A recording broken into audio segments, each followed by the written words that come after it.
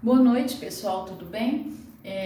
Hoje eu vou fazer uma revisão sobre a parte da disciplina de economia que refere-se à questão dos agentes econômicos, ok? Então, o que são os agentes econômicos? Os agentes econômicos são empresas, famílias e governo, ok? Então, como é que funciona essa relação entre empresas e famílias? As empresas, elas ofertam bens e serviços para as famílias ofertam mão de obra, que é o fator trabalho, para as empresas, né? As empresas, por sua vez, vão receber das famílias um pagamento pela utilização dos bens e serviços e vão pagar para as famílias salários referente à utilização da mão de obra, né? Então aqui nós criamos o que a gente chama de agentes econômicos. Quem faz funcionar a economia?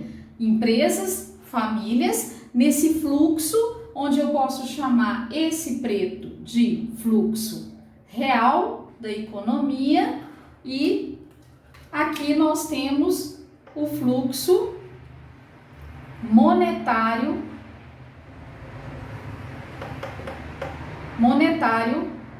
da economia. Ou seja, a gente tem o fluxo de bens e serviços e mão de obra e temos o fluxo do pagamento pelos bens e serviços e pagamento pela mão de obra.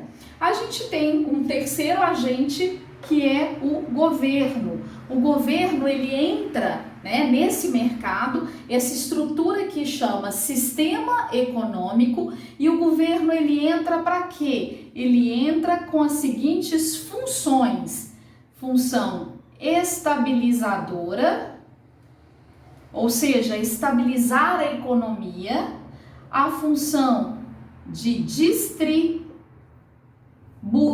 renda, ou seja, distribuição de renda, e a função de provedora de recursos. Então esse é o nosso fluxo da economia. Isso é chamado de fluxo circular da renda, né? Temos os agentes econômicos, empresas, famílias, governo.